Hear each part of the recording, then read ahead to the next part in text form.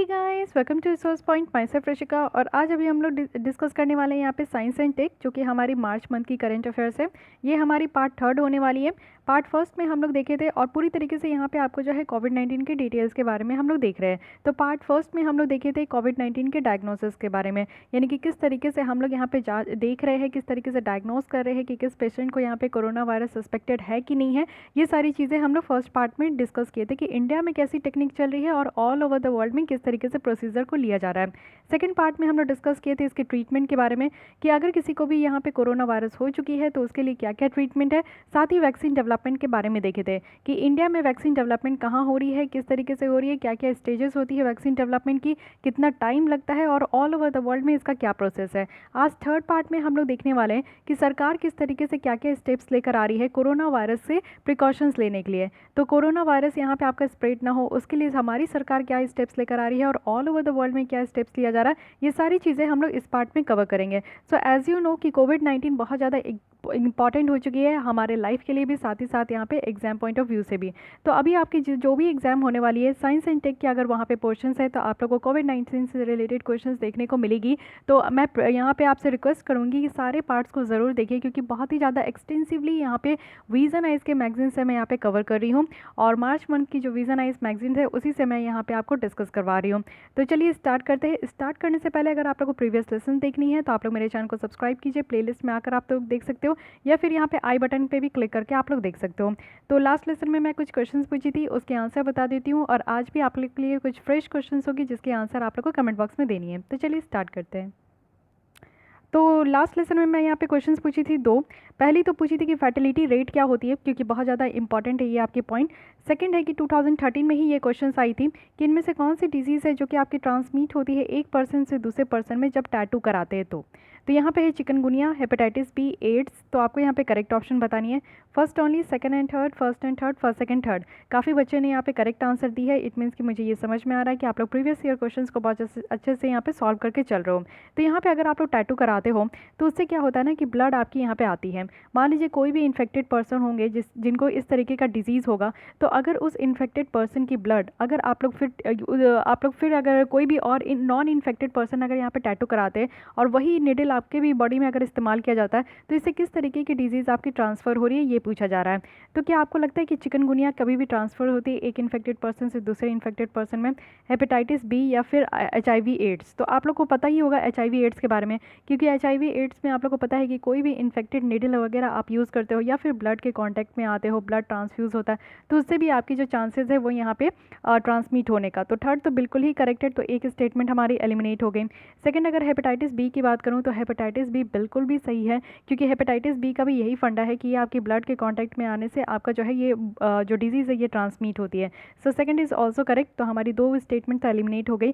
But chikungunya, क्या आप लोग को लगता है कि चिकनगुनिया इस तरीके से टैटू कराने से आपका एक पर्सन से दूसरे पर्सन में ये ट्रांसफ़र होती है? So absolutely not. ओके, तो यहाँ पे हमारी जो करेक्ट आंसर है वो है बी। अब आते हैं यहाँ पे देख लेते हैं टू की आंसर यहाँ पे बी है। What is fertility rate? Fertility rate हम लोग देखे थे कि आज के डेट में आप लोग देख रहे हो कि टोटल नंबर ऑफ डिजीजेस, यानी कि टोटल नंबर ऑफ पीपल्स जिनको यहाँ पे डिजीज़ हो चुकी है और उसमें से कितने लोग की यहाँ पे डेथ हुई है, इस प्रोपोर्शन को हम लोग फर्टिलिटी रेट कहते हैं। ठीक है, जैसे मोर्टालिटी रेट देखते हो आप लोग, मॉर्बिडिटी रेट देखते हो, उसी तरीके से ये फर्टिलिटी रेट है। तो इसके बारे में पता होना चाहिए कि नंबर ऑफ डेथ्स कितना हुआ है और वो भी किस में, तो टोटल नंबर ऑफ पीपल्स जिनको ये तरीके की डिजीज़ हुई है। ओके, तो ये दो क्वेश्चन हो गई। आज के लिए आपके पास यहाँ पे 4 क्वेश्चन है जिसके आंसर आप लोग को कमेंट बॉक्स में देनी है। फर्स्ट आप लोग को बतानी है कि WHO की सॉलिडेटरी ट्रायल इनिशिएटिव क्या है, विच इज़ वेरी इंपॉर्टेंट, क्योंकि WHO ही यहाँ पे इसको पेंडेमिक घोषित करी है कोविड-19 को, और कोविड-19 भी जो नाम दिया गया है ये WHO के द्वारा ही दिया गया है। तो इसलिए यहाँ पे भी बतानी है कि WHO की जो सॉलिडेरिटी ट्रायल इनिशिएटिव है ये है क्या। सेकंड आप लोग को बतानी है कि कौन सी 2 इंस्टीट्यूट है इंडिया में जहाँ पे कोविड-19 की वैक्सीन डेवलपमेंट प्रोसेस हो रही है। थर्ड बताना है कि प्लाज्मा थेरेपी से आप लोग क्या समझते हो। और फोर्थ बताना है कि किस टाइप की वैक्सीन इस्तेमाल होती है अगर मिजल्स या फिर रुबेला है या फिर TB, रोटा वायरस, आपकी OPV है यानी कि ओरल पोलियो वैक्सीन है, या फिर यहाँ पे येलो फीवर है। तो किस टाइप की वैक्सीन आपका यहाँ पे इस्तेमाल होता है, क्योंकि हम लोग टाइप्स ऑफ वैक्सीन भी लास्ट जो लेसन है उसमें हम लोग देखे थे। तो ये 4 क्वेश्चन का आंसर आई होप कि बहुत ही ईजी है और आप लोग यहाँ पे कमेंट बॉक्स में आंसर दोगे। नेक्स्ट लेसन जब भी हम लोग डिस्कस करेंगे तो उसमें आप लोग को ये आंसर मिल जाएगी। चलिए स्टार्ट करते हैं अब हम लोग आज के आर्टिकल के साथ। तो स्टार्ट करते हैं हम लोग यहाँ पे विज़न आइज की मार्च मंथ की करंट अफेयर्स के साथ, ठीक है। तो यहाँ पे अब हम लोग पहले देखने वाले हैं कि स्टेप्स क्या क्या लिया गया है इंडिया के द्वारा, जो कि इस तरीके से आउटब्रेक जो हुई है कोविड-19 के, इसको यहाँ पे डील किया जा रहा है। तो इंडियन गवर्नमेंट की बात करें तो बहुत सारा यहाँ पे आप देखोगे कि बहुत सारे स्टेप्स लिए गए और टाइमली एक्शन लिया गया है, क्योंकि ये जो स्प्रेड हो रही थी वायरस, ये पहले ऑल ओवर द कंट्री में हो रही थी। जैसे आप लोग देख रहे हो कि पहले चाइना में निकली, फिर स्पेन में, इटली में, इस तरीके से धीरे धीरे जो है ये डिजीज़ आपकी स्प्रेड हो रही थी। लेकिन हमारे कंट्री में जब ये डिजीज़ आई तो यानी कि हम लोग यहाँ पे टाइम पे एकदम ऑन टाइम ही हम लोग एक्शन लिए हैं, जिससे कि ये जो वायरस स्प्रेड हो रही थी आपकी चाइना से डिफरेंट डिफरेंट पार्ट में, तो हमारी कंट्रीज़ में ज़्यादा ये स्प्रेड ना हो, इसलिए हम लोग ऑन टाइम यहाँ पे एक्शन लिए। क्या क्या एक्शन लिए?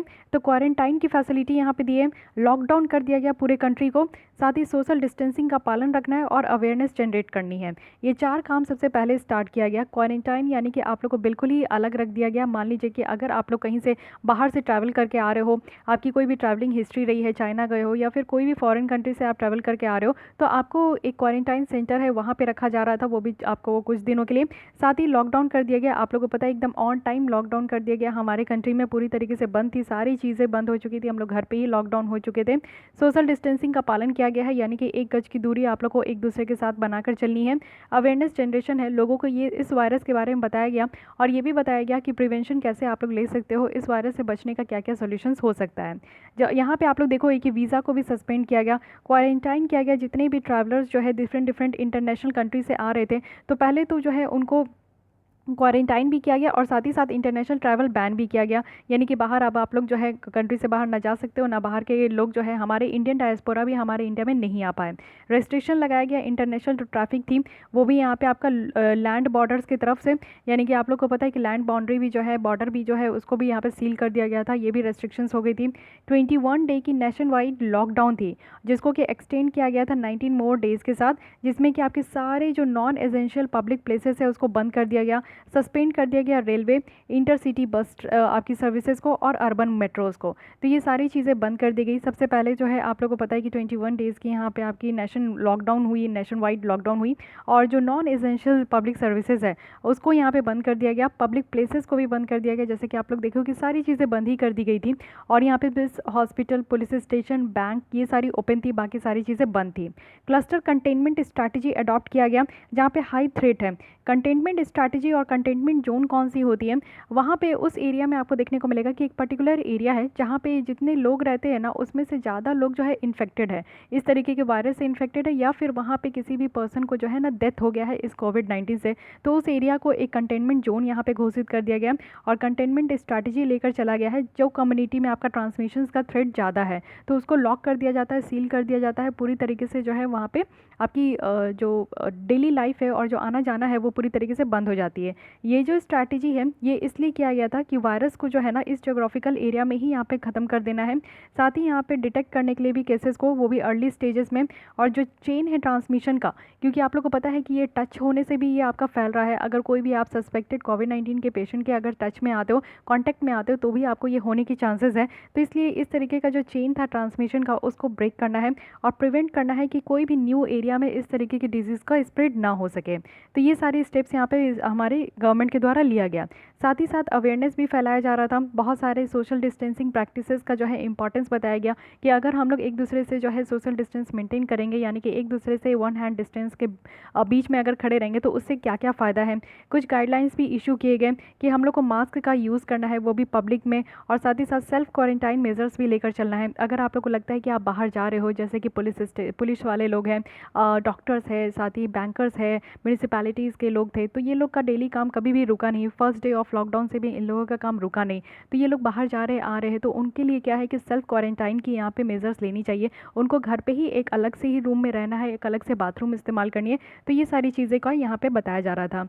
इन्फॉर्मेशन, एजुकेशन और कम्युनिकेशन, जिसको IEC कहते हैं, ये सारे मटेरियल्स यहाँ पे बताया जा रही है, वो भी पोस्टर्स और पैम्पलेट के द्वारा, कि यहाँ पे कोविड-19 है क्या, कोरोना वायरस के बारे में ये इस तरीके से जो है आपका इन्फॉर्मेशन दिया जा रहा था, लोगों को शिक्षित किया जा रहा है, कम्युनिकेट किया जा रहा है कि वो सारी चीज़ें समझें, और अवेयरनेस जो है ना इसको भी डिस्प्ले किया गया है, जो कि जनरल पब्लिक एरिया है और वहाँ के लोकल लैंग्वेज में ये बताया जा रहा है, यानी कि जैसे रेलवे स्टेशन है, ट्रेन्स हो गई, और भी डिस्ट्रीब्यूटेड किया जा रहा था पेशेंट को, जो भी यहाँ पे हॉस्पिटल वगैरह में है या फिर रेलवे कॉलोनीज़ में रहते हैं, तो वो जिस कॉलोनीज़ में रहते हैं उनके खुद के लैंग्वेज के हिसाब से जो है उनको ये अवेयरनेस फैलाया जा रहा था इस वायरस के बारे में, ताकि लोग समझें और जानें कि ये वायरस है क्या और इससे किस तरीके से आपको लड़ना है। डेडिकेटेड टीवी और रेडियो स्पॉट भी है हिंदी और इंग्लिश में, जो कि यहाँ पे इन्फॉर्मेशन प्रोवाइड कर रही है, और प्रिकॉशनरी जो मेजर्स हैं पब्लिक लोग के लिए वो कैसे आप लोग लेकर चल सकते हो, ये सारी चीज़ों के बारे में बताया गया है। कॉमिक बुक भी आप देख सकते हो, किड्स वायु कोरोना, ये आपका चिल्ड्रंस के लिए है, और ये भी आपका रिलीज़ किया गया था ministry of health and family welfare के द्वारा, जो कि एक अच्छी खासी इन्फॉर्मेशन यहाँ पे प्रोवाइड करे, वो भी यहाँ पे कोविड-19 के लिए। अवेयरनेस मटेरियल है, जैसे कि स्पेसिफाइंग किया गया है कि आपको क्या क्या करना है और क्या क्या नहीं करना है कोविड-19 आउटब्रेक में, तो ये भी आपका ministry of health family and welfare के द्वारा इंग्लिश और हिंदी लैंग्वेजेस में ये बताया गया है। साथ ही साथ और देखते हैं लेजिस्लेटिव एक्शंस क्या लिया गया है, जिससे कि हम लोग बेटर कोऑर्डिनेट कर सके स्टेट के साथ। तो यहाँ पे लेजिस्लेटिव एक्शंस आप लोग देख सकते हो, दो एक्ट जो कि बहुत ज़्यादा न्यूज़ में थी, एक तो थी डिजास्टर मैनेजमेंट एक्ट 2005 और अभी भी न्यूज़ में है एपिडेमिक्स डिजीजेस एक्ट ऑफ 1897, और साथ ही साथ एसेंशियल कमोडिटीज़ एक्ट भी। ये तीनों एक्ट काफ़ी ज़्यादा न्यूज़ में है जब से हम लोग कोविड-19 की केसेस देख रहे हैं। तो पहले समझते हैं डिजास्टर मैनेजमेंट एक्ट 2005 की। इसमें आप देखोगे कि पावर यहाँ पे यूनियन होम सेक्रेटरी को दिया गया है, और ये जो है डेलीगेट थे secretary ministry of health family and welfare के, वो यहाँ पे क्या करेंगे ना कि इस डिजीज़ के लिए लड़ने के लिए, प्रिपेयर करने के लिए और कंटेनमेंट के लिए वो यहाँ पे इन्हेंस करेंगे इसको। कोविड-19 को यहाँ पे डिक्लेयर किया गया है एक नोटिफाइड डिजास्टर है। साथ ही साथ यहाँ पे स्टेट को अनेबल किया गया है कि वो स्पेंड कर सकते हैं लार्ज चंक्स ऑफ फंड, जो कि यहाँ पे स्टेट डिजास्टर रिस्पॉन्स फंड के द्वारा उनको दिया जाता है। यानी कि यहाँ पे स्टेट गवर्नमेंट को पूरी तरीके से छूट दी गई है कि SDRF है, यानी कि स्टेट का भी अपना डिजास्टर रिस्पॉन्स फंड होता है। अगर उनको यहाँ से जो है अपने स्टेट में किसी भी तरीके से कोविड-19 को लड़ने के लिए, फाइट करने के लिए, इस पेंडेमिक से फाइट करने के लिए अगर किसी भी तरीके के फंड का ज़रूरत है, तो वो इस फंड का इस्तेमाल कर सकते हैं। सेकंड एक्ट है यहाँ पे एपिडेमिक्स डिजीज़ एक्ट ऑफ 1897, जिसके तहत यहाँ पे स्टेट को अलाउ किया गया है कि वो एक एप्रोप्रिएट मेजर्स ले सकते हैं जो भी ज़रूरत है। यानी कि अगर उनको अपने स्टेट में कोई भी प्रिवेंशंस लेना है इस इन्फेक्शन का स्प्रेड होने से, या फिर किसी को भी कॉन्ट्रावीन करनी है, कुछ भी प्रोविजंस यहाँ पे लेनी है जो कि इस तरीके से प्रोसिक्यूशंस में अमेंडेबल हो सके। यानी कि यहाँ पे क्या है ना कि एपिडेमिक डिजीज़ आपका जो 1897 है, इसके तहत स्टेट को ये अलाउ किया गया है कि अच्छा खासा वो यहाँ पे अप्रोप्रिएट मेजर्स ले सकते हैं, जिसके थ्रू इस प्रिवेंशन को वो इम्प्लीमेंट करें। उसके बाद आपका यहाँ पे थर्ड है एसेंशियल कमोडिटीज़ एक्ट 1955। तो ये तीनों के बारे में आपको पूरी तरीके से पता होना चाहिए। एसेंशियल कमोडिटीज़ एक्ट 1955 के तहत आपको ये बताया गया है कि यहाँ पर मास्क का इस्तेमाल करना है। यहाँ पर 2 प्लाई 3 प्लाई सर्जिकल मास्क भी है और N95 मास्क भी है। साथ ही हैंड सैनिटाइजर्स का आपको इस्तेमाल करना है, और मास्क और हैंड सैनिटाइजर्स को यहाँ पे एसेंशियल कमोडिटीज़ के अंदर रखा गया है। साथ ही साथ इसमें इनकी प्रोडक्शन, क्वालिटी, डिस्ट्रीब्यूशन, लॉजिस्टिक, ये सारी चीज़ों को रेगुलेट किया जाएगा और इंश्योर किया जाएगा कि इसमें किसी भी तरीके का होर्डिंग ना हो, ब्लैक मार्केटिंग ना हो, या फिर किसी भी आइटम्स को लेकर प्रॉफिट ना करें। क्योंकि आप लोगों को पता है कि जैसे ही ये आउटब्रेक हुई थी, सैनिटाइज़र का इस्तेमाल जब होना स्टार्ट हुआ था, तो मार्केट से सारे सैनिटाइज़र्स ही गायब हो गए थे। तो फिर उसके बाद हमारे कंट्री में बाहर से भी हम लोग बहुत सारे सैनिटाइज़र्स को जो है इंपोर्ट किए। हमारे कंट्री में भी बहुत लार्ज नंबर पे इसकी मैन्युफैक्चरिंग हुई, इवन मास्क की भी हमारे कंट्री में मैन्युफैक्चरिंग हुई। तो सरकार जो है इसमें ये भी इंश्योर किया कि किसी भी तरीके का आपका ब्लैक मार्केटिंग नहीं होना है। जितना MRP है उसी MRP पे जो है लोगों को यहाँ पे प्रोवाइड करना है। किसी भी तरीके का आपको जो है ऐसा नहीं है कि ब्लैक में देना है, ज़्यादा आपका डबल दाम में देना है या ट्रिपल दाम में देना है। तो इस तरीके की चीज़ें भी आपकी स्टार्ट हो चुकी थी, लेकिन इस एक्ट से ये इंश्योर किया गया कि जो भी आपकी यहाँ पे हैंड सैनिटाइजर्स है उसका किसी भी तरीके से गलत आपका प्रॉफिट नहीं लिया जाएगा किसी भी लोगों से। एक एडवाइजरी जो है वो भी इशू किया गया था लीगल मेट्रोलॉजिकल एक्ट 2019 के तहत से स्टेट के लिए कि वो इन सारे आइटम्स को जो है इंश्योर कराएं, और ये जो है ना उनके MRP से ज़्यादा ये बेचा ना जा सके। इस चीज़ों को स्टेट गवर्नमेंट का यह हक दिया गया था कि वो इन चीज़ों को देखे कि यहाँ पे जो भी MRP है सैनिटाइजर्स का, तो उससे ज़्यादा जो है दाम पे नहीं बेचे जाए। क्योंकि स्टार्टिंग में ये चीज़ें हो रही थी, आप लोग को याद है मार्च अप्रैल के टाइम में जब फर्स्ट टाइम लॉकडाउन हुई थी मार्च में, तो यहाँ पे क्या था ना कि सैनिटाइजर्स तो आपके मार्केट से आउट हो गए थे, और जो भी सैनिटाइजर्स थे तो दुकान वाले क्या कर रहे थे कि 50-100 रुपया आपसे एक्स्ट्रा मांग रहे थे। ठीक है, तो ये सारी चीज़ें थी, लेकिन इसको इंश्योर किया गया। उसके बाद आप लोग देखे होंगे कि जो भी आप लोग सैनिटाइज़र खरीदते हो, एक तो सैनिटाइजर्स की जो है अवेलेबल भी हो गई, और उसके बाद एक एकदम उसके फिक्स्ड रेट में ही आपको यहाँ पे मिल भी रहा होगा। तो ये सारी चीज़ें किस एक्ट के थ्रू हुई? Legal metrological act 2009। अब यहाँ पे हम लोग पढ़े कि एक सर्जिकल मास्क होती है, एक N95 मास्क होती है। तो आइए इसके बीच में मैं आपको डिफरेंस भी क्लियर कर देती हूँ, जिससे कि अगर इसमें भी क्वेश्चंस आए तो आप लोग यहाँ पे आंसर दे सको। तो ये देखिए दो तरीके की मास्क है, ये एक सर्जिकल मास्क है, और इस तरीके से जो मास्क होती है ये आपका कहा जाता है AN95 तो इसमें बेसिकली डिफरेंस क्या होता है? प्रोटेक्ट क्या करती है? सर्जिकल मास्क आप देखोगे तो ये आपको माइक्रो ऑर्गेनिजम्स या फिर किसी बॉडी के फ्लूइड है, जैसे कि कोई आपके सामने वाले इंसान अगर खांसते हैं, छींकते हैं, तो इनसे आपको बचाएगा। लार्ज पार्टिकल्स अगर कोई एयर में है तो उससे भी ये सर्जिकल मास्क बचाती है। लेकिन व्हाट अबाउट N95 आपका मास्क? तो यहाँ ये आपका एयरबॉर्न पॉल्यूटेंट है, जैसे कि हैज़ है या फिर PM आपकी 2.5 पार्टिकल्स है, कोई वायरस है, तो इसको बचाने के लिए ना N95 मास्क जो है बहुत ज़्यादा हेल्पफुल होती है। लूज़ फीट अगर आप देखोगे तो ये डिज़ाइन किया गया है आपकी सर्जिकल मास्क को कि ये आपके माउथ और नोज़ को पूरी तरीके से लूजली ये फिट करेगी, पूरी कवर फिट नहीं करती है। लेकिन हाँ, N95 मास्क आप देखोगे कि वेल सील्ड फिट है, ये डिज़ाइन किया गया है पूरी तरीके से आपको फेस को जो है ना अच्छे से आपका एक सील कर देगी। सर्जिकल मास्क आप देखोगे तो ये आपका जो है कम्स इन वन साइज, यानी कि एक ही साइज है जो सारे इंडिविजुअल को फिट होती है। और N95 मास्क के बारे में देखें तो यहाँ पे 3 साइज़ में आती है, स्मॉल, मीडियम और लार्ज साइज़ में, जिससे कि आपके फैमिली के सारे लोगों को ये प्रोटेक्ट किया जाएगा। जो बच्चे होते हैं उनके लिए स्मॉल साइज़ है, हम जैसे लोगों के लिए मिडिल है, या फिर कोई हेल्दी पर्सन है तो उनके लिए लार्ज साइज़ भी अवेलेबल होती है। तो ये बेसिक आपकी डिफरेंस है जो कि आपको पता होना चाहिए। ओके, तो ये बेसिक डिफरेंस आपको पता होना चाहिए। उसके बाद क्या है कि high level multi disciplinary centre teams को जो यहाँ पे डिप्यूट किया गया, वो भी ministry of health and family welfare के द्वारा, कि वो यहाँ पे स्टेट को असिस्ट कर सके या फिर स्टेट हेल्थ डिपार्टमेंट को असिस्ट कर सके उनके एक्टिविटीज़ में। और यहाँ पे क्लस्टर कंटेनमेंट प्लान बनाना है, हॉस्पिटल प्रिपेयर्डनेस करनी है, यानी कि हॉस्पिटल में भी आप लोग को पता है कि कोविड-19 के पेशेंट के लिए अलग से बहुत अच्छा खासा इंतज़ाम किया गया था, बहुत सारे बेड्स का इंतज़ाम किया गया था कि किसी भी तरीके के पेशेंट, अगर जितना भी मास नंबर ऑफ ये स्प्रेड हो तो जितने भी नंबर ऑफ पेशेंट आए तो बेड्स कमी नहीं होनी चाहिए हॉस्पिटल में, आपकी जो है किसी भी तरीके से सर्विस का जो है आपका अनअवेलेबिलिटी नहीं होनी चाहिए। इमरजेंसी रिस्पांस भी यहाँ पे देखने को मिला।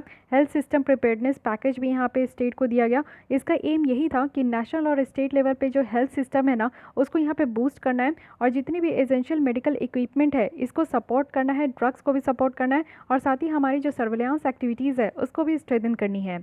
लाइफलाइन उड़ान जो है एक इनिशिएटिव है मिनिस्ट्री ऑफ सिविल एविएशन का, वो भी ट्रांसपोर्ट, एयर ट्रांसपोर्ट के लिए। तो ये मेडिकल कार्गो के लिए इस्तेमाल किया गया, यानी कि मेडिसिन वगैरह को जो है ना आपके जितने भी स्टेट वगैरह है उसमें इस तरीके के मेडिकल कार्गो को आप मेडिकल के जितने भी ड्रग्स वगैरह थे उसको पहुंचाया गया। एसेंशियल सप्लाईज़ की गई पूरे इंडिया में जब ये लॉकडाउन थी। तो ये ध्यान रखिएगा कि जो उड़ान स्कीम है, जैसे उड़े देश का आम नागरिक, इसकी फुल फॉर्म है। साथ ही इसका एक टैगलाइन था कि हवाई चप्पल पहनने वाले भी लोग अब हवाई जहाज़ की यात्रा करेंगे। तो शॉर्ट डिस्टेंस के लिए है, ये रीजनल कनेक्टिविटी के लिए इस तरीके का आपका ये स्कीम्स लेकर आया गया था। तो ये ध्यान रखिएगा कि जो स्टेट को यहाँ पे मेडिकल इक्विपमेंट की कमी है या फिर ड्रग्स वगैरह की कमी है, तो ये सारी चीज़ों का सप्लाई जो है उड़ान स्कीम के तहत हो रही थी। 11 एम्पावर्ड ग्रुप्स हैं जो कि यहाँ पे सेटअप किया गया था, जिससे कि कॉम्प्रिहेंसिव एंड इंटीग्रेटेड रिस्पांस देखने को दिया गया था, वो भी कोविड-19 के पेंडेमिक्स में। ठीक है, अब यहाँ पे देखते हैं कि क्या क्या protecting marginalised and vulnerable section. हमारे कंट्रीज़ में आप लोगों को पता है कि हमारे देश में डेवलपिंग कंट्रीज़ हम लोग मानते हैं अपने देश को। साथ ही साथ डेवलपिंग कंट्रीज़ इसलिए है क्योंकि हमारे कंट्रीज़ में ज़्यादातर चीज़ें डेवलप नहीं है, ना हमारे यहाँ ज़्यादा अच्छा खासा आपको इंफ्रास्ट्रक्चर देखने को मिलेगा, ना ही कोई भी प्रोजेक्ट अच्छे तरीके से इंप्लीमेंट हो पाती है, ना ही इन्वेस्टमेंट ज़्यादा तरीके से हो पाती है, ना हमारे यहाँ हेल्थ की फैसिलिटी अच्छी है, ना एजुकेशन की फैसिलिटी अच्छी है। और ना यहाँ पे आपको देखने को मिलेगा कि जो ग्रामीण क्षेत्र में रहने वाले लोग हैं उनकी पॉपुलेशन ज़्यादा है as compare to urban population. तो यहाँ पे हमारे यहाँ की मार्जिनलाइज्ड और जो वल्नरेबल सेक्शंस है, जैसे कि कोई वीकर सेक्शंस भी आते हैं, यानी कि इसमें आपके schedule caste, schedule tribe, migrant labours हो गए, विमेन हो गए, बच्चे हो गए, तो ये सारे लोग जो है ना यहाँ पे मार्जिनलाइज्ड और वल्नरेबल सेक्शंस में आते हैं। तो इनके लिए अलग से आपका एक प्रोटेक्ट करने के लिए यहाँ पे लाया गया नेशनल फूड सिक्योरिटी एक्ट 2013 है, जिसमें कि गवर्नमेंट ने ये अनाउंस करी है कि डिस्ट्रीब्यूशन किया जाएगा 5 kg ऑफ व्हीट, राइस और 1 kg ऑफ प्रेफर्ड पल्सेस, वो भी फ्री ऑफ कॉस्ट हर एक मंथ 3 महीने तक। ठीक है, तो 3 महीने तक हर एक मंथ जितने भी यहाँ पे पुअर लोग हैं, मार्जिनाइज्ड और जो वल्नरेबल सेक्शन है, ट्राइबल पीपल्स भी आते हैं इसमें, तो उनको यहाँ पे फ्री ऑफ कॉस्ट इस तरीके का अनाज पहुँचाया जाएगा। और ये जो पहुँचाने की बात की गई थी, ये 80 करोड़ पुअर्स पीपल्स को यहाँ पे पहुँचाया गया हमारे कंट्री में, जिससे कि फूड की कमी इन सारे गरीब लोगों को नहीं होना चाहिए इस लॉकडाउन में। क्योंकि लॉकडाउन में आप लोग को पता है कि लोग अपना काम भी नहीं कर पा रहे थे, सारे काम बंद हो चुके थे, इकोनॉमिक एक्टिविटीज़ पूरी तरीके से ठप हो गए थे, लोग जहाँ पे है वहीं पे फंस चुके थे। तो इसलिए उनको जो है, जो इस तरीके का मार्जिनलाइज्ड और जो वल्नरेबल सेक्शन है, वो तो रोज़ खाते हैं, रोज़ कमाते हैं और रोज़ खाते हैं, उनका वही चलता था, लेकिन कमाना उनका ख़त्म हो चुका था, तो वो खाते कैसे? तो इसलिए उनको यहाँ पे फूड सिक्योरिटी प्रोवाइड करने के लिए इस तरीके का इंतज़ाम किया गया। वेज रेट्स अगर आप देखोगे अनस्किल्ड मैनुअल वर्कर्स का, तो वो भी यहाँ पे बढ़ाया गया सारे स्टेट और यूनियन टेरिटरीज़ में, और ये किस में, तो मनरेगा में। MNREGA stand for Mahatma Gandhi national rural employment guarantee act है, जिसमें कि आपको 100 डेज़ की यहाँ पे गारंटी आपको यहाँ पे काम दिया जाता है। तो इसी में आपका वेज रेट भी बढ़ाया गया, और ये जो बढ़ाया गया है वो 2020-21 फाइनेंशियल ईयर के लिए बढ़ाई गई है। प्राइम मिनिस्टर की अगर देखें तो गरीब कल्याण पैकेज है, और इनकी तरफ से ये इंट्रोड्यूस की गई है रिलीफ पैकेज, जो कि 1.7 लाख करोड़ का है। और ये रेंज जो है आपका मेजर्स करेगी, जिसके थ्रू हम लोग अपने कंट्री में इकोनॉमिक, हेल्थ और फूड रिलेटेड जो भी डिस्ट्रेस है ना, जितने भी हमारे यहाँ के गरीब लोग हैं उनको यहाँ पे एलिवेट करेगी, यानी कि यहाँ पे ऊपर उठाएगी इन द वेक ऑफ जो हम लोग यहाँ पे नेशनल लॉकडाउन देख रहे हैं। और इस तरीके से जो पैंडेमिक यहाँ पे बढ़ते जा रहा है और जो स्प्रेड होते जा रही है कोरोना वायरस, उसी को रोकने के लिए इस तरीके का सरकार के द्वारा गरीब कल्याण पैकेजेस यहाँ पे दी गई है, तो ये भी ध्यान रखिएगा। 50 लाख इंश्योरेंस कवर यहाँ पे दिया गया है पर पर्सन को, जो भी फ्रंट लाइन हेल्थ वर्कर हैं, जिसमें कि आपके सारे लोग आते हैं, जैसे कि आप लोग देखोगे कोई सैनिटेशन स्टाफ है, डॉक्टर्स है, आशा वर्कर है, पैरामेडिक्स है, नर्सेज है, तो इन सारे लोगों को अगर ये किसी भी तरीके से इनको अगर कोरोना वायरस हो जाती है तो इनको यहाँ पे जो है 50 लाख इंश्योरेंस यहाँ पे प्रोवाइड किया गया है। फ्री कुकिंग गैस सिलेंडर यहाँ पे दी गई है 8.3 करोड़ फैमिलीज़ को, और वो भी यहाँ पे बिलो पॉवर्टी लाइन में। एक्स क्राइटेरिया अमाउंट भी यहाँ पे अनाउंस किया गया है 3 करोड़ सीनियर सिटीजन्स को, और साथ ही साथ जो डिसेबल्ड है और विडोज़ है तो उनको भी यहाँ पे जो गरीब लोग हैं ना, उन्हीं को यहाँ पे जो है इस तरीके का अमाउंट भी प्रोवाइड किया गया है। यानी कि आप लोग भी देख रहे हो कि सरकार की तरफ से जो है ना 500 रुपया यहाँ पे जो जन धन योजना है, उसमें यहाँ पे महिलाओं के खाते में, जो विडोज़ है, जो यहाँ पे डिसेबल्ड लोग हैं, उनके खाते में 500 रुपया भी ट्रांसफ़र किया गया है। उसके बाद क्या है कि leveraging the use of technologies. PM की, प्राइम मिनिस्टर जी की बात करें तो इन्होंने काफ़ी चैलेंजेस को भी इनोवेट की है कि क्या क्या चैलेंजेस है, जो कि यहाँ पे कुछ एप्लीकेशंस को इनवाइट करेगी, वो भी यहाँ पे इंडिविजुअल स्टार्टअप कंपनीज़, कि वो यहाँ पे एक इनोवेटिव टेक्नोलॉजिकल सॉल्यूशंस लेकर आए कि किस तरीके से इस वायरस से लड़ा जाएगा। फर्स्ट टाइम आप देखोगे कि गवर्नमेंट यहाँ पे एक डेटा सेट रिलीज़ करी है, वो भी रिसर्चर्स के लिए, जिसमें कि जीनोम सिक्वेंसिंग है, एपिडोमेलॉजिकल डेटा रिपोजिटरी है, और ये किन के द्वारा है, तो जॉन्स हॉपकिंस जो यूनिवर्सिटी सेंटर है उनके द्वारा किया गया। जेनेटिक सिक्वेंसिंग है, जो कि यहाँ पे रिलेट किया जा रहा है कोविड-19 के द्वारा। तो यहाँ पे आप लोग देखो कि जीनोम सिक्वेंसिंग का काम किया जा रहा है। तो जीनोम सिक्वेंसिंग मैं लास्ट लेसन में भी आपको यहाँ पे बताई थी, तो लास्ट लेसन प्लीज़ ज़रूर देख लीजिए, जिससे कि आपको ये सारी टेक्नोलॉजी डिटेल्स पता चलेगी। फाइट अगर यहाँ पे हम लोग को करनी है तो fight corona IDEA, fight corona ideathon आपका लेकर आया गया था। ये 2 दिन का ऑनलाइन आइडियाथॉन था, जिसमें कि यहाँ पे क्या पता करना था कि एक टेक्नोलॉजिकल सॉल्यूशंस लेकर आना था कि किस तरीके से हम लोग यहाँ पे इसको एक्सेस करें और अफोर्डेबल तरीके से टेक्नोलॉजिकल सॉल्यूशंस लेकर आए, जिससे कि ये जो स्प्रेड हो रही है कोविड-19, इसको यहाँ पे रोका जाए। तो ये भी ध्यान रखना, 1-2 दिन का यहाँ पे आपका आइडियाथॉन है, जैसे हैकाथॉन आप लोग देखते हो उसी तरीके से आइडियाथॉन है, और ये फाइट कोरोना आइडियाथॉन है। ये आपका ऑर्गेनाइज किसके द्वारा किया गया था, तो all India council for technical education and ministry of human resource and development के द्वारा इनोवेशन सेल है, और इन्हीं के पार्टनर्स के द्वारा इसको यहाँ पे चलाया गया था। तो ध्यान रखिएगा, ये भी पूछा जा सकता है कि ये किनके द्वारा ऑर्गेनाइज किया गया था, या फिर ये है क्यों, ये भी पूछा जा सकता है। प्रपोजल आप देखोगे कि ये आपका इनवाइट किया गया था science and engineering research board के द्वारा, और ये intensifications of research in high priority area का पार्ट है, जो कि यहाँ पे देखिए कि national research and development efforts लगाएगी, कुछ न्यू एंटीवायरल्स के लिए कुछ न्यू वैक्सीन्स यहाँ पे निकल कर आएगी, या फिर एक सस्ते दाम में आपका डायग्नोस्टिक हो सके, ये सारी चीज़ों को भी यहाँ पे जो है प्रपोजल दिया गया है। फिर यहाँ पे एक समाधान चैलेंज आया है। समाधान चैलेंज जो है आपका लॉन्च किया गया, एक इनोवेशन सेल है मिनिस्ट्री ऑफ HRD का, और स्टूडेंट इनोवेटर्स है, रिसर्चर्स है, एजुकेटर्स है, स्टार्टअप्स है, जिनको कि यहाँ पे इनवाइट किया गया है कि वो अपने आइडियाज़ और इनोवेशंस लेकर आए, जिससे कि हम लोग कोरोना वायरस के आउटब्रेक जो है ना, इसके अगेंस्ट में हम लोग फाइट कर सके। So you have to know about the Samadhan challenge. So what is Samadhan challenge, please remember it, okay. फिर यहाँ पे है centre for augmenting war with कोविड-19 हेल्थ क्राइसिस, तो ये इसको कवच कह रहे हैं। तो कवच के बारे में भी ध्यान रखना है। ये इनिशिएटिव किनका है, department of science and technology का है, जो कि टाइमली यहाँ पे एक्सटेंड करेंगे, सपोर्ट करेंगे कोई भी तरीके के अगर पोटेंशियल स्टार्टअप्स है ना, जो कि यहाँ पे कुछ भी यहाँ पे अगर वो इनोवेटिव आइडिया लेकर आती है, या फिर यहाँ पे उनको जो है फिनेंशियल असिस्टेंस देना है, फंड डिप्लॉयमेंट करनी है, तो ये सारी चीज़ों का टारगेटिंग भी यहाँ पे किया जाएगा, और इनोवेशन भी करेंगे। अगर यहाँ पे कोई भी स्टार्टअप की किस तरीके से कोविड-19 को कंट्रोल करना है, तो इनको यहाँ पे नेक्स्ट 6 मंथ में जो है मार्केट में भी डिप्लॉय किया जाएगा। तो ये कवच है, यानी कि कवच आप लोग समझ सकते हो कि कवच हम लोग एक प्रोटेक्टिंग शील्ड के जैसा इस्तेमाल करते हैं, जिसमें कि कोई भी डिजीज़ से फाइट करने के लिए, उसको कंट्रोल करने के लिए यहाँ पे आपका जो है इस्तेमाल किया जाता है। उसके बाद कॉन्टेक्ट है। सो व्हाट इज़ कॉन्टैक्ट, ये है आपका कोविड-19 नेशनल टेली कंसल्टेशन सेंटर है। ये multi modal tele medicine hub है जो कि एम्स न्यू दिल्ली के द्वारा ये इस्टेब्लिश किया गया है। वहीं अगर देखें तो कुछ इसके एक्सपर्ट डॉक्टर्स जो थे बहुत सारे क्लिनिकल डोमेन के, वो भी यहाँ पे अवेलेबल है 24/7 कि जितनी भी तरीके के क्वेश्चंस है कोई भी स्पेशलिस्ट की तरफ से ऑल ओवर द कंट्री वो इसको आंसर करते थे 24/7 कि इस ट्रीटमेंट के बारे में बहुत सारे, पहले तो डॉक्टर्स को ही जानने में ये बहुत ज़्यादा टाइम लग गया था, तो डॉक्टर्स भी सारे इतने नहीं होते कि वो इनको समझ सके, तो समझने के लिए भी यहाँ पे जो है डॉक्टर्स की तरफ से बहुत सारे जो एक्सपर्ट थे वो यहाँ पे 24/7 भी अवेलेबल थे, ताकि वो सारे ऑल ओवर द कंट्री में जितने भी डॉक्टर्स हैं उनको सही तरीके से समझा सके कि कैसे डायग्नोस करनी है, कैसे ट्रीटमेंट करनी है, क्या क्या चीज़ों को किस तरीके से लेकर चलना है। तो ये चीज़ों को यहाँ पे बताने के लिए आपका लाया गया था covid national tele consultation centre. Okay, तो एक एक चीज़ जो यहाँ पे आपका स्टेप्स दिया गया है ना, ये आपको डिटेल पता होना चाहिए कि क्या है नहीं है। ये आपका कंसेप्शलाइज्ड किया गया था ministry of health and family welfare की तरफ से। कुछ और स्टेप्स देखते हैं, ये सारी चीज़ जो है वो मेजर स्टेप है, लेकिन इसके अलावा भी कुछ और स्टेप्स है जो कि लिया गया है, तो इसके बारे में भी ध्यान रखना है आपको। एक रिलीफ पैकेज दी गई है जितने भी लोग अफेक्ट हुए हैं कोरोना वायरस से। पब्लिक चैरिटेबल ट्रस्ट है जो कि यहाँ पे prime minister citizen assistance and relief in emergency situation fund, जिसको पीएम केयर्स फंड कह रहे हैं, इसका सेटअप हुआ था, जिसमें कि काफ़ी लोग आप लोग भी कंट्रीब्यूट किए होंगे। तो पीएम केयर्स फंड जो है प्रधानमंत्री के द्वारा इसको सेटअप किया गया था, यानी कि जितने भी, और साथ ही साथ जितने भी लोग हैं जो कि बहुत सारे आपके अफेक्टेड कंट्रीज़ में उनको भी लाने की बात की जा रही है।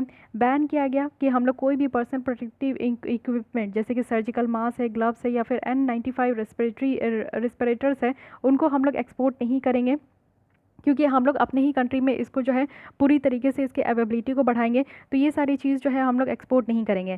साथ ही एग्जाम्पशंस भी रखा गया, जो कि यहाँ पे बेसिक कस्टम ड्यूटी लगाई जाती है, हेल्थ सेस लगाया जाता है। अगर कोई भी चीज़ हम लोग इंपोर्ट कर रहे हैं जैसे कि वेंटिलेटर्स है, फेस मास्क है, सर्जिकल मास्क है, प्रोटेक्शन है, पर्सनल प्रोटेक्शन इक्विपमेंट है जिसको PPE किट कहते हैं, साथ ही कोविड-19 टेस्ट किट है, तो ये सारी चीज़ हम लोग डिफरेंट कंट्री से भी मंगवा रहे थे, तो इसमें जो है कस्टम ड्यूटी नहीं लगाया जा रहा था, हेल्थ सेस नहीं लगाया जा रहा था, जिससे कि ये सारी चीज़ें की जो दाम है ना वो सस्ती ही रहे, ज़्यादा महंगी ना हो। तो ये भी ध्यान रखना है, एक तो हम लोग अपने कंट्री में मैन्युफैक्चर कर रहे हैं तो उसको हम लोग बाहर कंट्री में एक्सपोर्ट नहीं कर रहे हैं। वैसे आप लोग देखे होंगे कि क्या क्या रिलीफ मेजर्स हम लोग डिफरेंट कंट्रीज़ को दिए हैं, तो ये मैं बाद में बताऊंगी कि उसमें क्या क्या था, लेकिन फिलहाल यहाँ पे बैन किया गया था कि हम लोग एक्सपोर्ट नहीं करेंगे। साथ ही यहाँ पे क्या क्या, तो PPE किट जो कि हमारे यहाँ बनाया जा रहा था। So what is PPE kit, आप लोग देखते होंगे कि डॉक्टर्स वगैरह जो है पूरे अपने फेस को और पूरे बॉडी को कवर किए रहते हैं, वो भी एक तरीके का आपका जो है डिस्पोजेबल किट होता है, यानी कि आप लोग उसको पहनो, वन टाइम यूज़ करो और उसके बाद फेंक दो। उसमें आपका जो है फेस शील्ड भी होता है, हैंड ग्लव्स भी होता है, उसमें आपके शूज़ भी होते हैं, तो ये सारी चीज़ें उसमें होती है, उसको हम लोग PPE किट कहते हैं। साथ ही सर्जिकल मास्क है, ग्लव्स है और N95 रेस्पिरेटर्स है, तो इन सारी चीज़ों को हम लोग बैन कर दिए थे, एक्सपोर्ट नहीं करेंगे। और यहाँ पे जो इंपोर्ट कर रहे हैं उस पर ज़्यादा हम लोग ड्यूटी नहीं लगा रहे हैं। इंसेंटिव्स स्कीम्स दी गई थी हमारे डोमेस्टिक मैन्युफैक्चरिंग करने के लिए, वो भी एक्टिव फार्मास्यूटिकल इंग्रेडिएंट्स को, जिससे कि हमारी यहाँ पे डोमेस्टिक मैन्युफैक्चरिंग जो है बूस्ट हो सके, तो एक्स्ट्रा इंसेंटिव्स भी दिया जा रहा था। हाई क्वालिटी प्राइवेट लैब यहाँ पे अलाउ किया गया कि कोविड-19 को टेस्ट करे और टेस्टिंग कैपेसिटी जो हमारे इंडिया में है उसको और ज़्यादा बढ़ाए, यानी कि ज़्यादा से ज़्यादा लोगों को यहाँ पे टेस्ट हो सके। क्वारंटाइन फैसिलिटीज़ को सेटअप किया गया इंडियन डिफेंस फोर्स के द्वारा। 30% जो पे है ना वो यहाँ पे कट किया गया था, वो भी सारे मेंबर ऑफ पार्लियामेंट, और सस्पेंशन की गई थी MPs के, यानी कि member of parliament local area development fund के तहत। इसके बारे में भी डिटेल बताऊँगी मैं आपको। ये बहुत ही बड़ा हंगामा हुआ था क्योंकि यहाँ पे जो आपके अपोजिशन लीडर थे, वो सारे अपोजिशन जितने भी मेंबर थे वो बहुत ज़्यादा यहाँ पे खड़े हो गए थे। तो MP लैड फंड है जिसके द्वारा जो है यहाँ पे आपकी मिनिस्ट्री MPs को, यानी कि जो मेंबर ऑफ पार्लियामेंट है, उनको यहाँ पे जो है कुछ यहाँ पे उनको फ़ंड दिया जाता है, तो उसके तहत जो है इनका 30% जो पेमेंट है वो कट कर दिया गया, वो भी अगले 2 साल के लिए। और एक मैसेज ये भेजा गया हमारे कंट्री में कि हम लोग जो है सेक्रीफाइस कर रहे हैं, यानी कि जो यहाँ पे MPs है वो सेक्रीफाइस कर रहे हैं कोविड-19 पेंडेमिक से लड़ने के लिए, क्योंकि आप लोगों को पता है कि हमारी इकॉनमिक ग्रोथ जो है वो कम हो चुकी है, GDP ग्रोथ हमारी कम हो चुकी है, इंडस्ट्रियल ग्रोथ हमारी कम हो चुकी है, एम्प्लॉयमेंट की ग्रोथ हमारी कम हो चुकी है, सारी चीज़ें कम हो चुकी है, क्योंकि ये एक तरीके की महामारी है जिसमें कि हमारी कंट्री बहुत बैडली हिट हुई है। तो इस तरीके से जो है सारे लोगों की यहाँ पे पेमेंट कट हुई है, तो इसलिए हमारे मेंबर ऑफ पार्लियामेंट की भी यहाँ पे पेमेंट कट की गई है। ठीक है, आइए MP लैड के बारे में डिटेल बताती हूँ। सो MP लैड है क्या, इसकी आप देखोगे फुल फॉर्म है member of parliament local area development programme, यानी कि आप लोग इसके नाम से ही समझने का कोशिश करो कि यहाँ पे मेंबर ऑफ पार्लियामेंट है जिनको यहाँ पे लोकल एरिया को डेवलप करने के लिए जो है इस तरीके का प्रोग्राम लाया गया। ये प्रोग्राम है किन के अधीन, तो ये है ministry of statistic and programme implementation के अधीन। अब इसमें क्या हुआ है, ये लॉन्च तो किया गया है 1993 में, ओके। और इसमें आप देखोगे कि 5 करोड़ दिया जाता है पर एनम ग्रांट, और हर एक एमपी को, जो एमपी जिस कॉन्स्टिट्यूंसी से होते हैं उस कॉन्स्टिट्यूंसी में अगर उनको किसी भी तरीके का डेवलपमेंट कराना है तो डेवलपमेंट कराने के लिए उनको 5 करोड़ हर एक साल दिया जाता है, और ये डेवलपमेंट प्रोजेक्ट के लिए होता है। ये एप्लीकेबल है आपके लोकसभा और राज्यसभा एमपीज़ के लिए। 15% यहाँ पे एनुअल आउटले आपको देखने को मिलेगा फंड का, जो कि यूटिलाइज़ किया जाता है एरिया में जो भी यहाँ पे स्केड्यूल कास्ट पॉपुलेशंस के होते हैं। 7.5% यहाँ पे आउटले आपको देखने को मिलेगा जहाँ पे स्केड्यूल ट्राइब्स पॉपुलेशंस होते हैं। तो ये बेसिक फैक्ट्स एंड फिगर्स है जो कि आपको एमपी लैट के बारे में पता होना चाहिए, ठीक है। फिर यहाँ पे आगे नेक्स्ट देखते हैं। अब यहाँ पे बताती हूँ मैं कि एमपी लैट काम कैसे करता है, इसके बारे में भी थोड़ा पता होना चाहिए क्योंकि बहुत ही ज़्यादा ये न्यूज़ में रही, तो कहीं भी इसे भी क्वेश्चन आपसे पूछा जा सकता है। तो इसमें सबसे पहले आप समझिए कि कोई भी डिस्ट्रिक्ट है ना, तो उस डिस्ट्रिक्ट के जो डिस्ट्रिक्ट कलेक्टर होते हैं, डीसी, तो इनके पास 3 पावर होता है। सबसे पहला क्या है कि वो यहाँ पे जो एलिजिबल वर्क है, जो काम करना है, उनको ये सेक्शन करते हैं। साथ ही साथ जो इम्प्लीमेंटिंग एजेंसी है उनको ये सेलेक्ट करते हैं, और ये वो रिस्पॉन्सिबल होते हैं कि इस तरीके से प्रोजेक्ट का कैसे इंप्लीमेंट करना है। तो सबसे पहली बात है कि यहाँ पे ministry of statistic and programme implementation जो सेंट्रल गवर्नमेंट के होते हैं, वो यहाँ पे इस एमपी लैट के पॉलिसी को फॉर्मुलेट किए, रिलीज़ करते हैं 5 करोड़ एनुअली, लेकिन ये एक बार में नहीं दिया जाता है, एक साल में 2 इंस्टॉलमेंट में आती है, 2.5 करोड़ के इंस्टॉलमेंट में आती है, और ये डायरेक्टली चला जाता है कहाँ पे, तो ये इनके खाते में चला जाता है, यानी कि डिस्ट्रिक्ट अथॉरिटी के खाते में यहाँ पे जाता है। यानी कि ये जो एमपी लैट का पैसा होता है ये कंट्रोल किसके अंदर होती है, तो डिस्ट्रिक्ट कलेक्टर के अंदर में होती है। और फिर ये इस्टेब्लिश करते हैं कि ये मॉनिटरिंग मैकेनिज्म को, यानी कि इस तरीके के जो फंड आता है उसको इसको मॉनिटर करने के लिए ये यहाँ पे मॉनिटरिंग मैकेनिज्म को यहाँ पे इस्टेब्लिश करते हैं। अब ये जो एमपी है यानी कि मेंबर ऑफ पार्लियामेंट है, ये क्या करते हैं कि डीसी के पास जाते हैं, इनको रिकमेंड करते हैं कुछ काम, और ये बताते हैं कि उनकी जो कॉन्स्टिट्यूंसी है उसमें इनको कुछ लोकल काम करना है, तो उनके लिए इनको फ़ंड चाहिए, ठीक है। तो ये फ़ंड इनको प्रोवाइड करते हैं, ठीक है। फ़ंड तो प्रोवाइड कर ही देते हैं ये इनको, क्योंकि फ़ंड यहाँ से आता है, इनके पास डीसी के पास आता है, और ये इनको प्रोवाइड करते हैं। लेकिन इनके पास भी 2 काम हैं। सबसे पहला है कि ये देखते हैं कि क्या वो प्रोजेक्ट जो है वो कंप्लीट हुआ है जिसके लिए फ़ंड प्रोवाइड किए, या फिर ऑनगोइंग वर्क कैसे जा रहा है, जो भी यहाँ पे डीएफ के ऑफिस में यहाँ पे आपका लिस्ट किया गया है।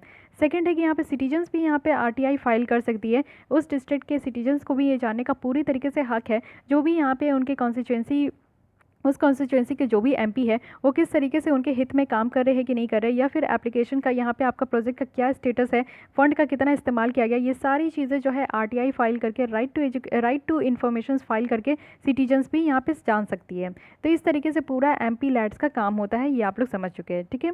अब यहाँ पे आप लोग को पता है कि सबसे पहले क्या हुआ था, 21 डेज़ की लॉकडाउन स्ट्रैटेजीज़ थी। तो इसके बारे में आपको सिग्निफिकेंस पता होना चाहिए। जब भी आप इंटरव्यू में रहोगे तो भी पूछा जा सकता है, या फिर मेंस आंसर राइटिंग में तो आपको लिखना ही पड़ेगा कि सिग्निफिकेंस क्या था 21 डेज़ की लॉकडाउन स्ट्रैटेजी का। तो ये एक तरीके का साइंटिफिक बेसिस है, एपिडेमोलॉजिकल मीनिंग है इस नंबर का, यानी कि यहाँ पे कैलकुलेशन किया गया, इंक्यूबेशन पीरियड के बेसिस पे यहाँ पे कैलकुलेशन किया गया कि वायरस का इंक्यूबेशन पीरियड कितना है। तो मिनिमम 7 डेज़ है और मैक्सिमम आपका 14 डेज़ है, यानी कि इतने दिन में जो है आपको सिम्टम्स देखने को मिलेगा। यानी कि time between entry of virus and onset of symptoms, यानी कि आपकी बॉडी में जब वायरस चली जाती है और जब से आपकी बॉडी में ये सिम्टम्स देखने को मिलता है, इस बीच को हम लोग इंक्यूबेशन पीरियड कहते हैं। जो फर्स्ट 14 डेज़ है ये ऑब्जर्वेशन किया गया है कि इसको इंक्यूबेशन पीरियड कहा जाएगा, और जो नेक्स्ट 7 डेज़ है ये ऐड किया गया है रेसिडुअल इन्फेक्शंस के लिए, जिससे कि लोग यहाँ पे जिनका डेथ होगा उसके बारे में देखा जाएगा। लेकिन पब्लिक हेल्थ एक्सपर्ट के हिसाब से देखें तो ये मोस्ट इफेक्टिव वे था प्रिवेंट करने का, यानी कि इस तरीके से लॉकडाउन किया गया, तो इससे जो इन्फेक्शंस है ना वो यहाँ पे प्रिवेंट करने का बहुत ही अच्छा तरीका है, जिससे कि कम्युनिटी में ये स्प्रेड नहीं होगा, और क्रिटिकल यहाँ पे नहीं देखने को मिलेगा कि कोरोना वायरस की जो चेन है ना इसकी इन्फेक्शंस भी यहाँ पे ब्रेक होगी। एक रिसेंट स्टडी में ये बताया गया कि जो मीडियन इंक्यूबेशन पीरियड है कोविड-19 का, ये जस्ट ओवर 5 डेज़ का है, और 97.5% ऑफ पीपल्स है जो कि सिम्टम्स यहाँ पे डेवलप कर रहे हैं वो भी 11 या फिर 11.5 डेज़ में ही, ठीक है। तो ये एक रिसेंट स्टडी में बताया गया। लॉकडाउन पीरियड जो है वो इस तरीके से क्या हुआ कि एक सिचुएशन को अवेयर कर पाए, यानी कि इस तरीके का सिचुएशन जो है लोगों को समझ में आया कि लॉकडाउन होने से जो है क्यों लॉकडाउन किया गया, इसका पर्पस क्या है, ये सारी चीज़ें लोगों को समझ में आने लगी। सारे बिल्डिंग्स को डिसइंफेक्ट किया गया, व्हीकल्स को डिसइंफेक्ट किया गया, सर्फेसेस को डिसइंफेक्ट किया गया, और ये पीरियड्स अलाउ किया गया इस पीरियड में हॉस्पिटल्स को कि वो एक नेक्स्ट फेज़ के यहाँ पे जो ऑपरेशंस होने वाली है, यानी कि नेक्स्ट फेज़ जो यहाँ पे है उनके लिए प्रिपेयर कर सके, ये हॉस्पिटल को टाइम दिया गया। एक तरीके का यहाँ पे क्वारंटीन पीरियड भी आपका डिस्कस किया गया है, वो भी इबोला के टाइम में। इबोला जब आपका आउटब्रेक हुआ था तो उस समय भी एक वायरस है, इबोला वायरस, जिसकी आउटब्रेक हुई थी, तो उस समय भी क्वारंटीन जो पीरियड है उसको यहाँ पे आपका डिस्कस किया गया था। तो वही क्वारंटीन पीरियड हम लोग अभी यहाँ पे कोरोना वायरस के लिए इस्तेमाल कर रहे हैं। ओके, तो ये पूरी से पूरी रही कि स्टेट की मार्च मंथ की ये बताई जा रही है, क्योंकि अभी तो आप लोग को जो स्टेप्स देखने को मिलेगा वो बहुत सारे स्टेप्स ले चुके हैं मार्च, अप्रैल, मई, ठीक है। अब हम लोग जून में आ चुके हैं, टुडे इज़ 1 जून। तो अभी हम लोग जो है जब अप्रैल मंथ की डिस्कस करेंगे तो आप लोग को और भी चीज़ें पता चलेगा। यहाँ पे बहुत ही कम चीज़ है जो कि हम लोग सिर्फ मार्च मंथ में क्या क्या स्टेप्स लिया गया है उसी के बारे में पढ़े हैं। आगे मंथ में भी हम लोग और भी चीज़ पढ़ने वाले हैं, ठीक है। तो ये सारी चीज़ें आप लोग के एग्जाम पॉइंट ऑफ व्यू से बहुत ज़्यादा इंपॉर्टेंट होने वाला है, तो प्लीज़ इसको ज़रूर फॉलो कीजिए। और कल आज मॉर्निंग में मैं आपकी कम्युनिटी टैग में वहाँ पे एक मैसेज आप लोग के लिए छोड़ रखी हूँ कि अगर आप लोग को विज़न आइज़ के मैगज़ीन से रिलेटेड कोई भी प्रॉब्लम हो रही है, क्योंकि मैं टेलीग्राम में तो सारे लेसन्स की लिंक वहाँ पे प्रोवाइड कर रही हूँ डेली, जब से मैं हाइड करी हूँ तब से मैं प्रोवाइड कर रही हूँ, लेकिन फिर भी बहुत सारे बच्चे हैं जो कि टेलीग्राम को ऐड नहीं किए हैं, ज्वाइन नहीं करते हैं, या फिर टेलीग्राम जो ऐप है वो उसका इस्तेमाल नहीं करते। तो उन सारे बच्चों के लिए मैं जो है एक ऐप मीन्स जीमेल आईडी भी दे चुकी हूँ कि अगर आप लोग को वहाँ तक रीच नहीं कर पा रहे हो, आप लोग वहाँ नहीं पहुँच पा रहे हो और आप लोग को विज़न आइज़ लेक्चर्स चाहिए जो पुरानी है, क्योंकि नहीं तो आप लोग इस तरीके से पीपीटी फॉर्मेट में आ रही है, लेकिन जो पुरानी है यानी कि जब से मैं हाइड करी हूँ तब से जो आपको उससे पहले की जो चाहिए वो आप मेरे को मेल करो। मैं मेल में आप लोग को जो है ना पूरी तरीके से सारे जितनी भी लेसन है सब लिंक आपको प्रोवाइड कर दूँगी, ठीक है। पूरे पूरे प्लेलिस्ट में आपको वहाँ पे प्रोवाइड कर दूँगी। अगर आप लोग को टेलीग्राम में भी फाइंड आउट करने में प्रॉब्लम हो रहा है तो भी आप मुझे मैसेज कर सकते हो, मैं आपको 2-3 घंटा के इंटरवल में ज़रूर वहाँ पे आपको सारे लेसन प्रोवाइड कर दूँगी। एट एनी कॉस्ट मेरा एक ही मोटिव है कि आप लोग को किसी भी तरीके से लॉस नहीं होना चाहिए, क्योंकि वो लेसन मैं जो बनाई थी वो सिर्फ आप लोग के लिए है, और मुझे पता है कि कितना ज़्यादा डिपेंडेंट होते हैं आप लोग एक लेसन के ऊपर, आप लोग बार बार रिवाइज भी करते हो उस लेसन को, तो मेरे तरफ से आप लोग को कोई भी कमी नहीं होनी चाहिए। दैट्स वाई मैं यहाँ पे आपको इस तरीके की फैसिलिटी प्रोवाइड कर रही हूँ। तो आप लोग यहाँ पे भी नोट डाउन कर सकते हो, मेरी जो यहाँ पे ईमेल आईडी है rishika.ch77@gmail.com। काफ़ी बच्चे मुझे मॉर्निंग से अभी तक मैसेज कर चुके हैं और मैं उनको रिप्लाई कर चुकी हूँ। तो अगर आप लोग को भी कोई भी तरीके की प्रॉब्लम है ना तो ज़रूर मुझे मेल कीजिए, आप लोग को वो सारे लेसन्स मिलेगी, क्योंकि टेलीग्राम में मैं देख रही थी कि ज़्यादा बच्चे ऐड नहीं हो रहे, ज्वाइन नहीं हो रहे, तो वही मुझे लग रहा था कि आप लोग कहीं ना कहीं जो है मेरे लेसन्स को नहीं सर्च कर पा रहे हो। तो कोई ना, वो लेसन्स आप ही के लिए ही है और आप ही के लिए रहेगी, लेकिन अभी मुझे जो है हाइड करके रखना पड़ रहा है, लेकिन बहुत जल्द मैं उसे पब्लिक भी कर दूँगी। आप लोग परेशान मत हो, मैं प्रीलिम से पहले उसे ज़रूर पब्लिक कर दूँगी, चाहे एट एनी कॉस्ट जो भी होगा, क्योंकि बहुत सारे बच्चों की डिपेंडेंसी अभी भी उसमें बनी हुई है, ठीक है। तो गाइस आज के लिए बस इतना ही। अगर आपको ये लेसन अच्छी लगती है लाइक कीजिएगा, अपने दोस्तों के साथ भी शेयर कीजिएगा। फिर भी कोई डाउट कोई सजेशन है तो आप लोग कमेंट कर सकते हैं, एंड मेक श्योर कि आपने मेरे चैनल को सब्सक्राइब कर लिया है। Thank you.